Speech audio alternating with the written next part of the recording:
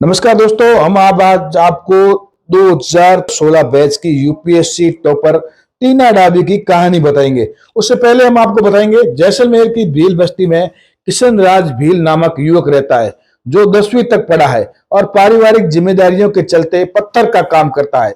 जिसने पुनर्वासी भील नामक एक पुस्तक लिखी है। 82 पृष्ठ व 6 अध्याय की इस पुस्तक में अखबारों की कटिंग के साथ ही तथ्यात्मक आंकड़ों, पाकिस्तान में हिंदुओं पर होने वाले अत्याचारों के साथ ही भारत में मिलने वाली सुविधाओं और यहाँ उनके लिए आने वाली कठिनाइयों का भी इस किताब में जिक्र किया है।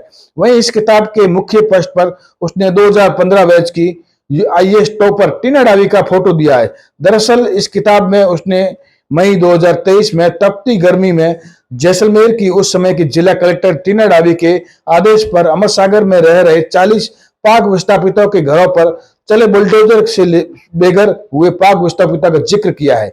वहीं धरना प्रदर्शन के बाद पाक विस्थापितों के लिए मूल सागर में 40 बीघा जमीन आवंटन कर उन्हें वहां बसाने का भी जिक्र किया है। इस किताब में उन्होंने जिला कलेक्टर टीना डाबी का आभार भी जताया है। वहीं मजदूरी कर अपने परिवार का गुजारा करने वाले इस लेखक की इच्छा है कि ये पुस्तक टीना डाबी तक एक बार जरूर पहुंचे। पाकिस्तान में अत्याचारों से परेशान हो भारत की तरफ रुख करने वाले पाक विस्थापितों की तादाद दिनों दिन बढ़ती जा रही है। ऐसे में पाक विस्थापित जहां भारत को अपना मूल देश बताते हैं और उनका कहना है कि हमारे पूर्वज तत्कालीन कारणों के चलते भले ही पाकिस्तान चले गए हो, लेकिन हमारा दिल आज भी भारत के लिए धड़कता है। ऐसे में सरहदी जिले जैसलमेर में भी ऐसे कई पाक विस्थापित है जिनके पुनर्वास के लिए सरकार प्रयास है। ऐसे में एक 10वीं पास पुनर्वासी हमें मिला है जो 7 साल की उम्र में अपने परिवार के साथ पाकिस्तान से जैसलमेर आया था, जिसने पाकिस्तान के अत्याचारों को भी देखा और भारत में पाक विस्थापितों को मिलने वाली सुविधाओं और आने वाली कठिनाइयों को भी भोगा है। हम उनसे बात करने की कोशिश करेंगे। क्या नाम है उनका, इनसे बात करेंगे क्या मामला है, पूरा बात करेंगे। क्या नाम है सर आपका? मेरा नाम किशन राज भील है सर। कहाँ रहते हो? कब? मैं भील बस्ती जेठवा रोड जैसलमेर में रहता हूँ और मैं 6-7 साल का था तब पाकिस्तान से यहाँ हमारा पूरा परिवार आ गया था। तब से मेरी पढ़ाई वगैरह सारी यहीं की है और फिर उसके बाद में जैसे मुझे लगा कि समाज में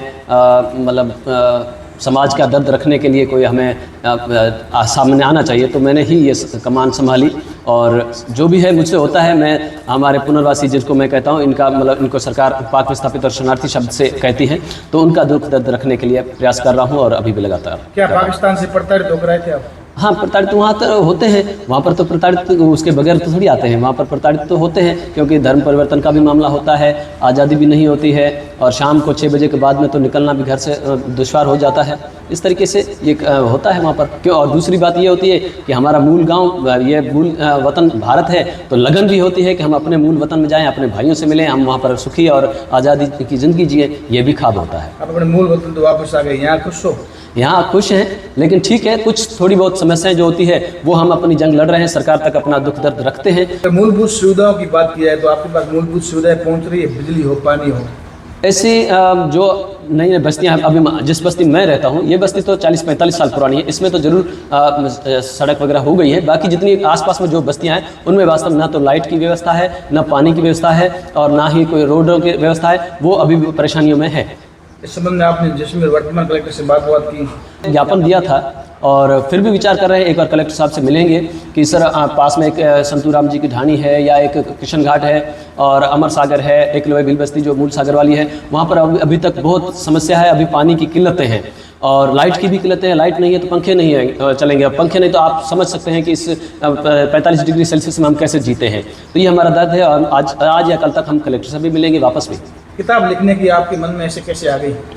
किताब ऐसा था कि जब से मैं ये दुख दर्द देख रहा था अपने लोगों का, जो पुनर्वासी या शरणार्थी जिनको कहा जाता है, ये लोग दुख दर्द इनका देखते हुए मुझे लगा कि मुझे इनका सबका इतिहास रखना चाहिए और एक दस्तावेज बना करके सरकार तक पहुंचाना चाहिए कि हमारी कहीं सही से हमारी मांग जाए। तो मैं पिछले 10-12 साल से मैं अपनी जो अखबारें थी, जो कटिंगें थी, वो सारी मैं रख रहा था और वो सारी जब अब पूरी हो गई तो ये जो अभी कलेक्टर टीना डाबी जी ने ज़मीन दी, इस वक्त मुझे लगा कि अब पूरी किताब बन सकती है, तो मैंने वो किताब तैयार मन में तो था, फिर मैंने किताब का रूप दिया है इसमें। ऐसा कैसा विचार है कि फ्रंट पे आपने टीना डाबी का फोटो लगा दिया? हाँ, वो ऐसा था कि एक मन में उमंग थी क्योंकि 40 बीघा ज़मीन हमें पहली बार इतिहास में सरकार ने एक ज़मीन काट करके दी है तो एक उमंग थी कि इतना उन्होंने अगर इतना हम पर एहसान किया है, हमारी बात को रखा है, तो हम भी बदले में क्या दें? बदले में हम कुछ नहीं दे पाते हैं क्योंकि हम गरीब हैं। तो एक किताब के रूप में आभार व्यक्त करते हुए उनका फ्रंट पर दे करके हम कुछ उनका मतलब वो ऐसा कहें कि उन्होंने जो हम पर आभार व्यक्त किया है, उन्होंने हम पर जो दया की है, उनका हम कुछ कर्ज उतारें। ये टीना डाबी तो आपके मकान भी हटवाए थे। हाँ, मकान हटवाए थे, फिर दिया भी तो उन्होंने दिया, तभी ये किताब लिखी। अगर हटवाते और नहीं दिया होता तो फिर हम कलेक्टर टीना डाबी से ज़िंदगी भर नाराज़ रहते। लेकिन तोड़ा, उसके बाद में वास्तव में हमको ज़मीन दी गई, बसाया, तो फिर हमारा वो दुख दर्द दूर हो गया। क्या आपको नहीं लगता उस समय टीना डाबी गर्भवती थी और आपसे मिलने भी आई? हाँ, उस वक्त वो शायद 7-8 महीने से थी, 6-7 या ऐसा कुछ महीने से थी। और वहाँ पर जब हमारा प्रदर्शन हुआ तो वहाँ जब ज़मीन 40 बीघा ज़मीन मिली तो हमें बधाई देने वहाँ पर आई और ज़मीन पे बैठी। हमारा पूरा समाज था, औरतें और आदमी वगैरह सब थे। तो उस वक्त एक बुजुर्ग महिला थी, सजनी बाई जिसका नाम था, और वो एक विधवा थी। उन्होंने खुशी उनको इतनी हुई कि वो अपनी खुशी को बयान नहीं मतलब वो रोक नहीं पाई, और उन्होंने कहा कि मैडम आपको एक बेटा होगा, और मैडम के हाथ सर पे भी हाथ रखा और आशीर्वाद दिया। उसके बाद में खबर आई कि उनके घर वास्तव में बेटा हुआ है। तो इस छोटी सी बात जो है ये भी मैंने इसमें जिक्र किया है। मगर थोड़ा सा दुख भी हुआ, बाकी खुशी खुशी हुई। हाँ, दुख वास्तव में जब तोड़े गए तब से लेकर के जब तक ज़मीन नहीं मिली तब तक हम भयंकर हम दुख में थे और बिल्कुल हम नाराज़ थे। मगर आप ये मानते हो कि बाकी अधिकारी तो एसीओ कमरों से बाहर नहीं निकलते, वो आपके साथ मैदान? हाँ, इतना ये तो हम कहते हैं। आज कलेक्टर का यहाँ पर फोटो दिया, इसका मतलब क्या है? एक किताब के फ्रंट पर और आईएएस अधिकारी का फोटो मैंने दिया है, तो मतलब ये था कि आज तक इतने काफ़ी घटनाएं हुई है, कई घरों को तोड़ा गया, इसमें मैंने जिक्र किया उन सबका, लेकिन कभी हमारा वापस हमको बसाया नहीं गया। ये एक कलेक्टर थी जिन्होंने हमको वापस बसाया, तो इसके लिए हम तो इनके लिए दुआ ही करते हैं। ये थे हमारे साथ किशन भील। इनका कहना था कि एक कलेक्टर जैसलमेर में ऐसी आई जिन्होंने इनके दिलों पर राज कर दिया, और उनके लिए इन्होंने किताब का भी प्रदर्शन किया है और किताब के फ्रंट पेज पर टीना डाबी का फोटो भी प्रकाशित किया है। मगर हम इनसे बात करते हैं कि आपकी टीना डाबी से बात हुई क्या हुई? मैंने ये जब किताब में लिख रहा था तब से मैं संपर्क कर रहा था, तो मैंने व्हाट्सएप वगैरह पे मैसेज डाले थे। और जब किताब का विमोचन हुआ तब भी मैंने ये विमोचन भी उन्हीं के हाथों से करवाना था मुझे, लेकिन मेरा संपर्क उनसे नहीं हो पाया है। और ये विमोचन भी फिर मुझे अयन साहब और एक फ्रांस के लेखक थे जाक सर, उनके हाथों से इनका विमोचन करवाया। और अभी भी मैं चाहता हूँ कि ये कलेक्टर किसी भी हालत में टीना डाबी जी के हाथ में पहुँचे हुए इस किताब को पढ़ें, तभी मेरा इस किताब को लिखने का उद्देश्य सफल होगा, ऐसा मैं मानता हूँ।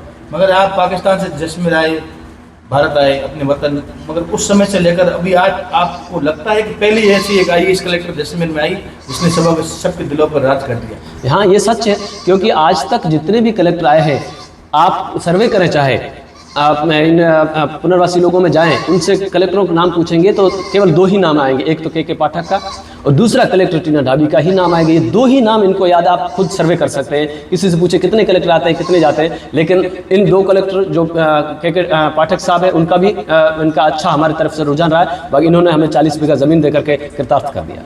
कुल मिला के बात ये की जाए, टीना डाबी के समय आप पानी बिजली को लेकर तरसते नहीं थे, अब तरस रहे हो? हाँ, ये तो है, बिल्कुल। अभी काफ़ी समस्या है।